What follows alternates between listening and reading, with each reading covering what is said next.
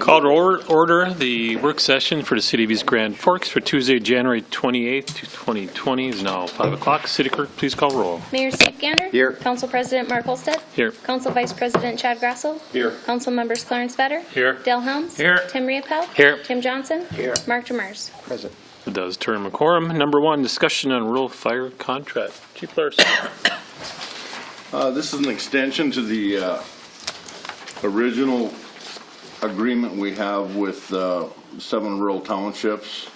A 2% increase on every year as you go through the 5 years, which comes in, above the consumer price index. So we're right in line on that.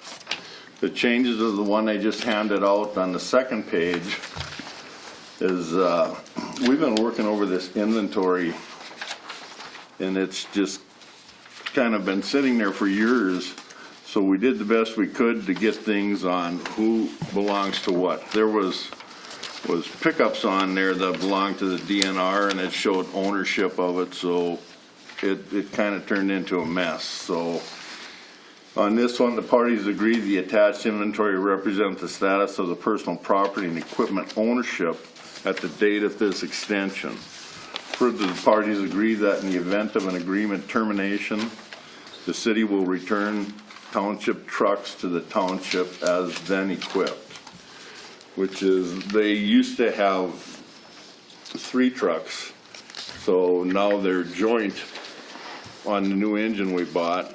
If they pull their one engine out, it will stay equipped with what's on it, which seems to be fair. And then we talked about on some of the future grants or major purchases that we would maybe notify them and let them know if we were going to make a big purchase, because it affects their inventory, I guess. And when we do the grants, we use the rural land value and township and property as well. So this is what we came up with for the fairest way we could to get something in a correction mode, I guess, on the inventory. And then on the last page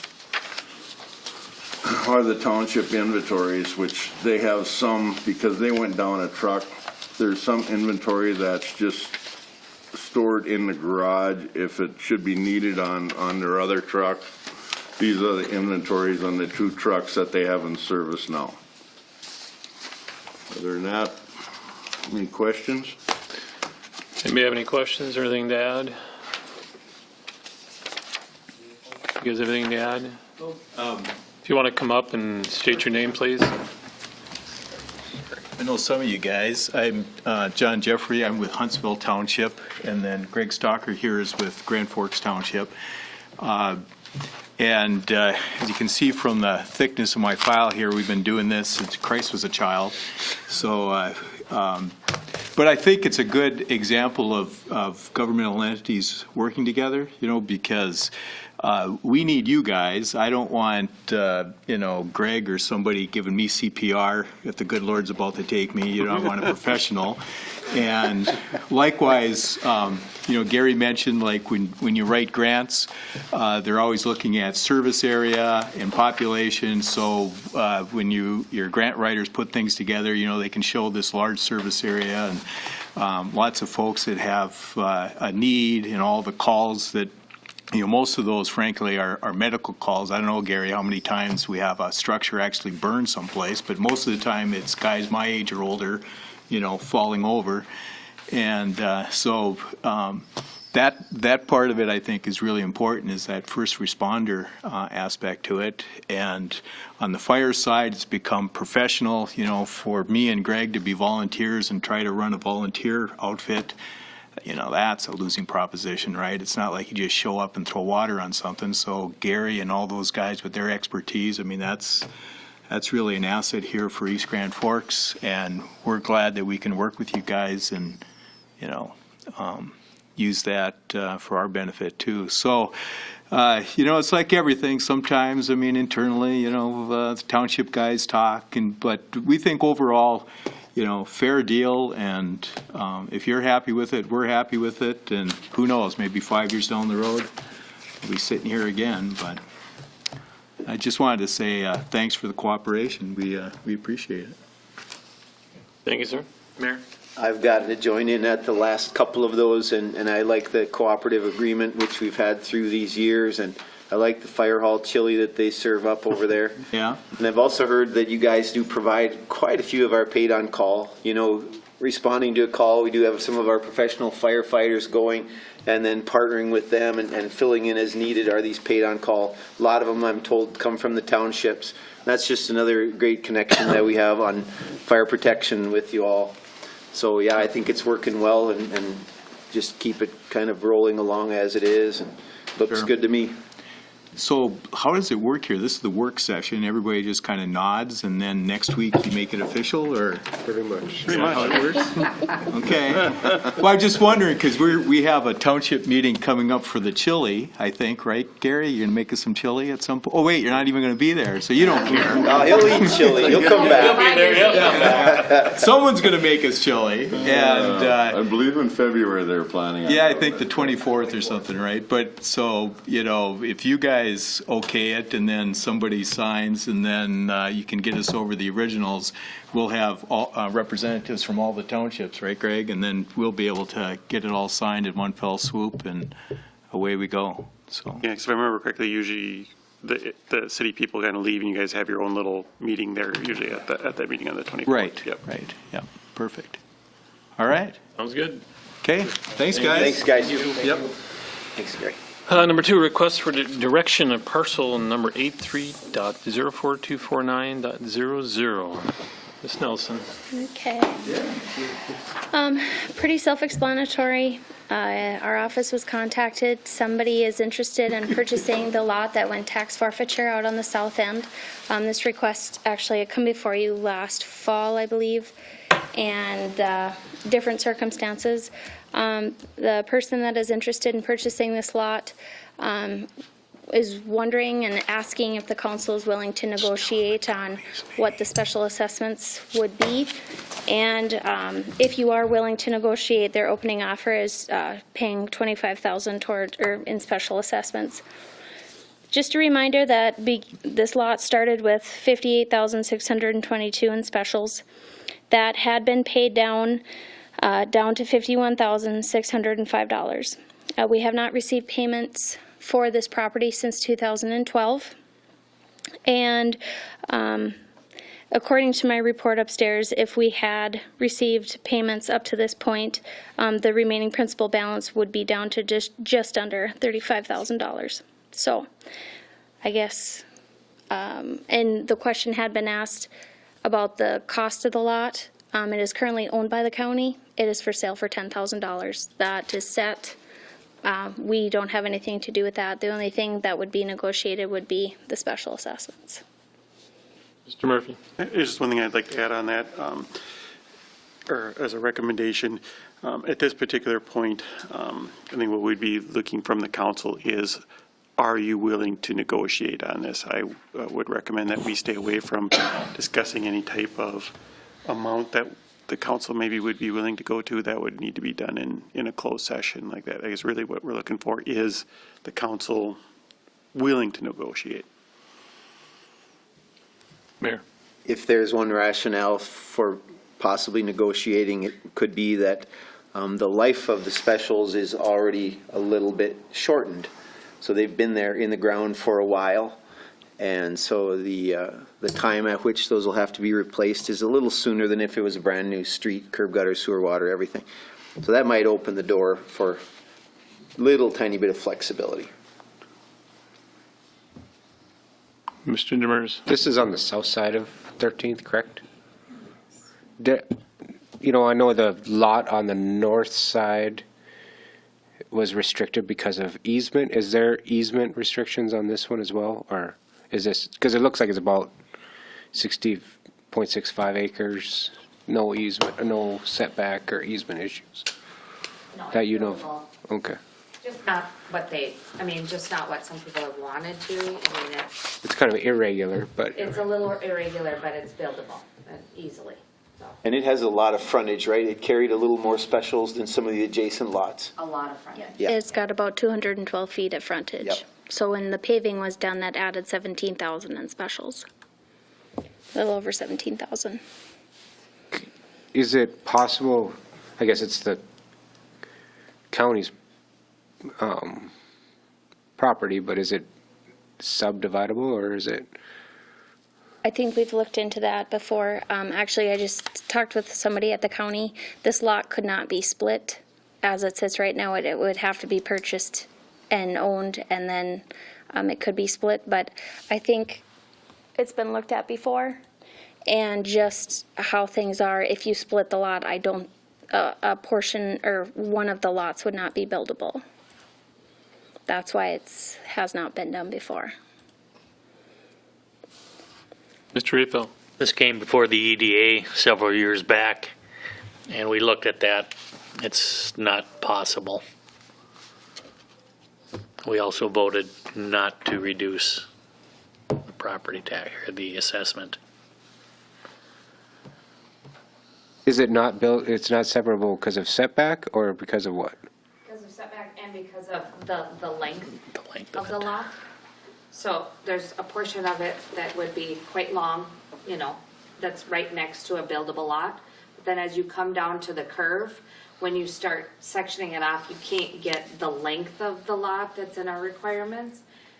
You get the width, but you can't get the length, because you're required to have a certain length of lot. So,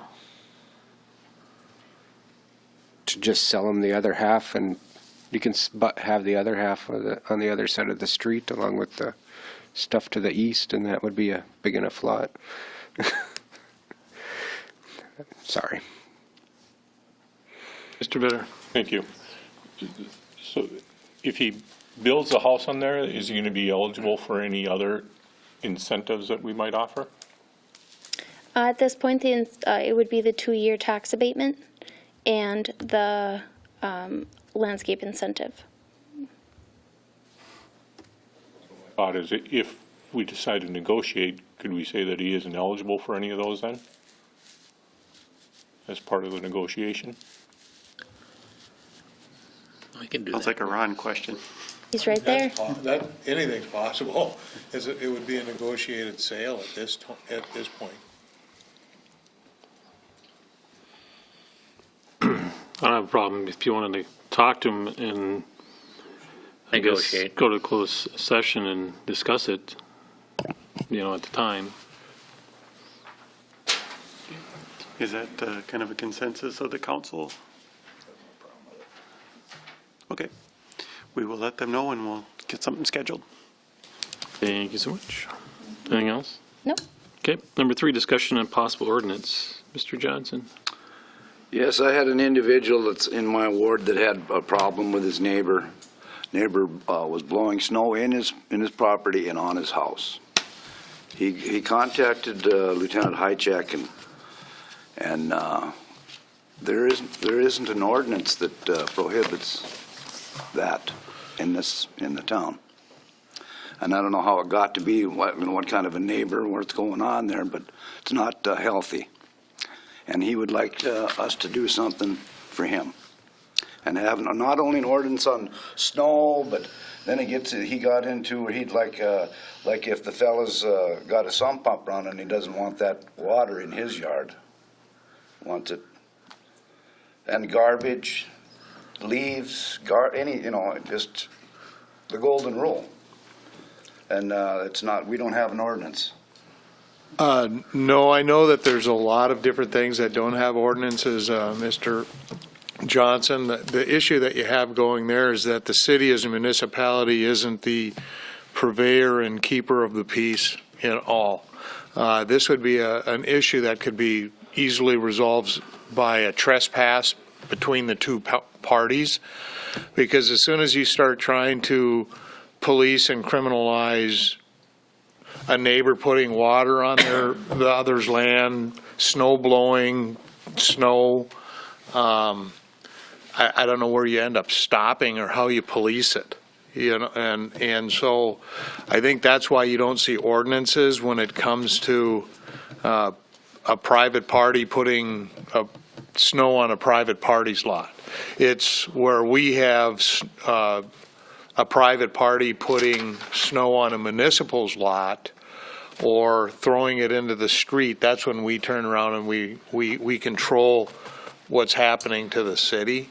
But to control everything that goes, on between two neighbors, that's very difficult to do. Well, I just mentioned that I would bring it up to the council and Yep. we'd take it from there, so. No, and I understand that, but that's the primary reason, is because neighbors, though they're supposed to be neighborly, aren't always, and for the state supposedly, which would be us, to try to police every wrong that a neighbor believes is happening amongst themselves is what this kind of gets into, because where does it stop? Perfect. Yeah, and I guess one thing I'll say is this is something that comes up every winter season. Some of the disputes actually get quite heated, and they do want to involve the city. I'm not aware of any ordinances out there in the state of Minnesota, at least that I'm aware of, that address putting snow on another person's property, particularly when you're blowing a driveway or whatever with the chute on it and the wind and all that. Where we do get into issues is when driveways are very close to property lines and the houses are very close together, where they'll blow the snow actually onto the neighbor's property, and it will hit their siding and the siding of their house. I believe I might have spoken to this person, because I know we get several calls every year about this.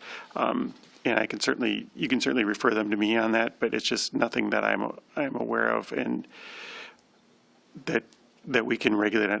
What we do usually tell them, if there is damage, they certainly can sue them for that damage. However, but it's not a criminal act. It's not an item there that the cities really can enforce, and it's not a criminal act according to the police department. They can't arrest somebody for blowing that onto the side of their house, but if they do damage it, they do have recourse through the civil court. So they don't always like to hear that, but it's a civil matter, not a city matter. And you can certainly refer them to me again, and I will talk to them again. Mr. Demers. Thank you, Mr. President. This does get into quite the weeds, and you hope maybe karma is a good adjudicator of these kind of issues. One of the question we control whether it goes on a municipal property. Does that include easement? So like if people are piling snow in the easement of the street, like in that 20-foot right-of-way, is that, or that's not easement, that's a right-of-way? I guess I'm wondering, because I've heard stories, we all hear stories of snow, and where people are taking their snow out of their driveway and then putting it in the other person's yard across the street, which probably isn't their yard technically, but it's probably, it's their it's not, if it's the right of way. So is that considered city? I'd double check, but yeah, it's a road right of way, so it's a public right of way, so we control the public right of way. So what would be the remedy for something like that? Is that something that we should do? That's kind of a really good question. I know it's something that I know Mr. Demers had brought up to me before. And because think about that, because in the right of way, particularly along the sidewalks, and that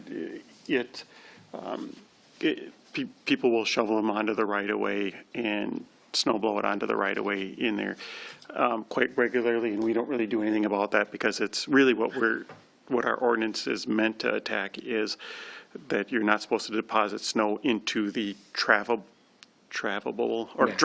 portion of the drivable portion of the street. That's really where the issue comes in, because we have to maintain those streets from curb to curb to be clear.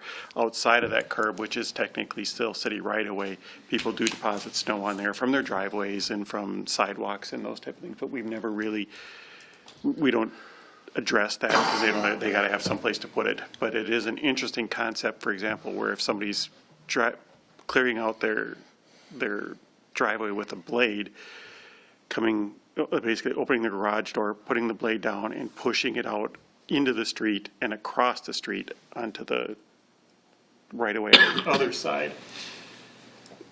That is outside of, I guess, what we had meant with allowing that. So, and I don't know if there's a legal recourse on that. That's something we might have to work with. And I'll look Ronald. at it. I mean, I'm sure there's something we can discuss.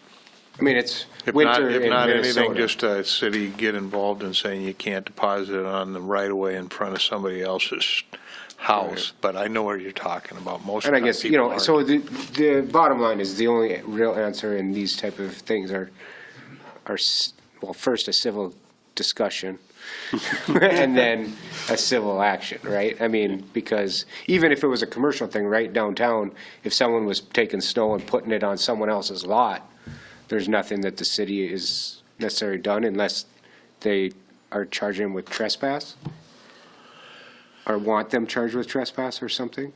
There's the potential for trespass, yes. If somebody's putting, but you'd have to, there'd be a process instead of trying to go through that right now. But then you would have to show whatever. But then the civil side would be, you'd have to show some sort of damage. Typically, well, Who knows? I'm not going to get into all the legal details of any, but there's different aspects of trespass. And if somebody, for instance, Mr. Johnson's talking about a discharge hose and water that you're depositing from your lot onto my lot, that's potentially a civil trespass, and I can go to court to protect that from happening.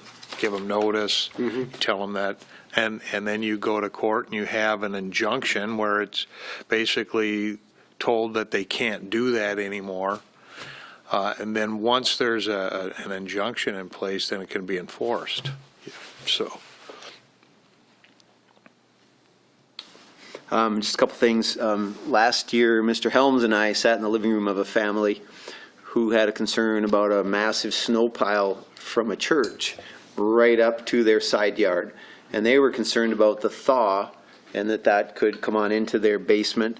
And not only that, every time it would thaw and refreeze, it could make the sidewalk kind of icy and slippery. And plus they had nowhere to put their own snow. And so there's some of that consideration as well. Mr. Gallstead, in your experience, if someone had a snow pile on their own property, inside their property according to the lot line, and it melted and created underground water, is there any exposure, any legal recourse that someone would have for that?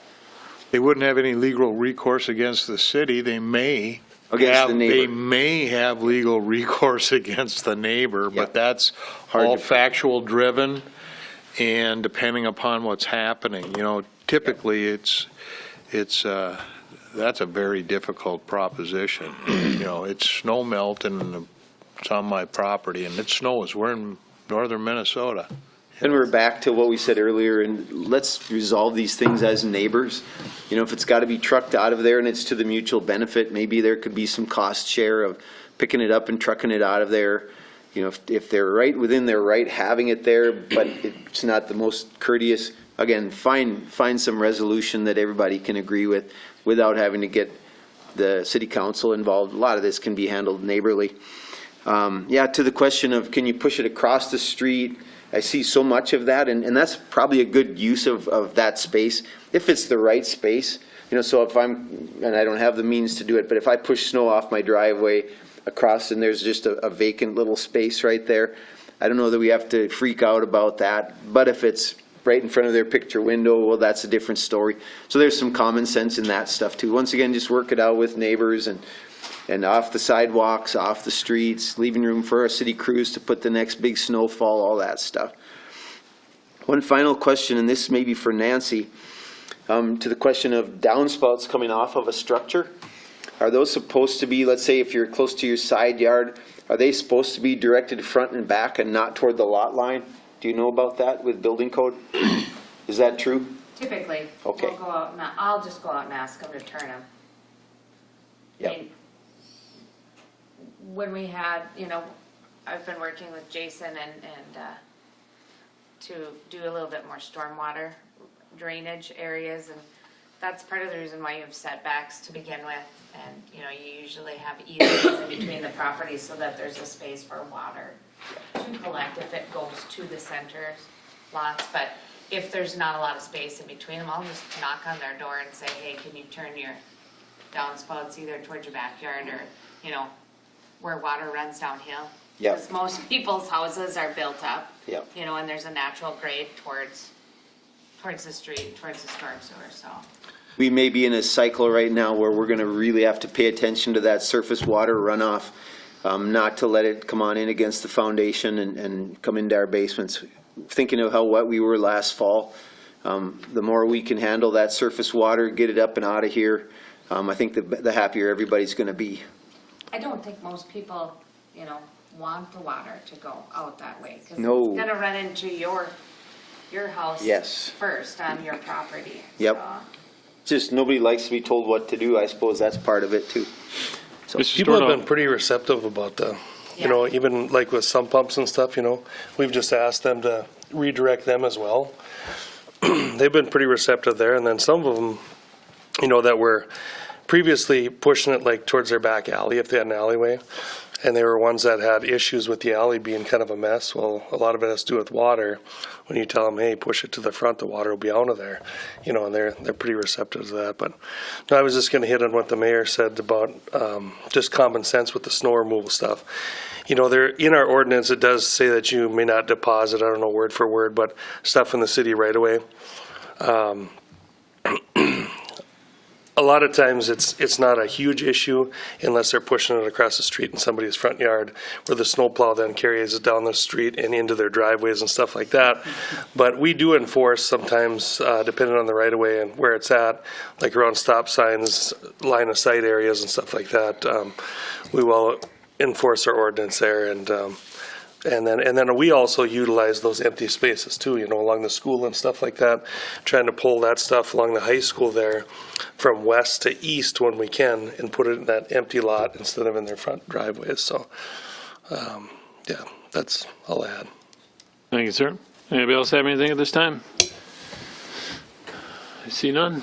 Oh, Dale, sorry. Sorry, I have just one thing. This is my last meeting until March, so just a reminder that I won't be there for February. Thank you, sir. Reminder tomorrow, was it 2 to 4? Jay? 1 to 3. 1 to 3? 1 to 3, 2 to 4. We're at the fire hall number 1. Yes. So if you guys want to show your gratitude, this is the last meeting tonight. So thank you, sir. Thank you. Anybody else have anything? If not, entertain a Jason, were you going to talk? No? No, Okay. not tonight, thanks. motion to adjourn. Moved by Grassel, second by Johnson. All in favor, say aye. Aye. Opposed, same sign. Motion is carried. Meeting is adjourned. Gary, I was gonna talk about transit just for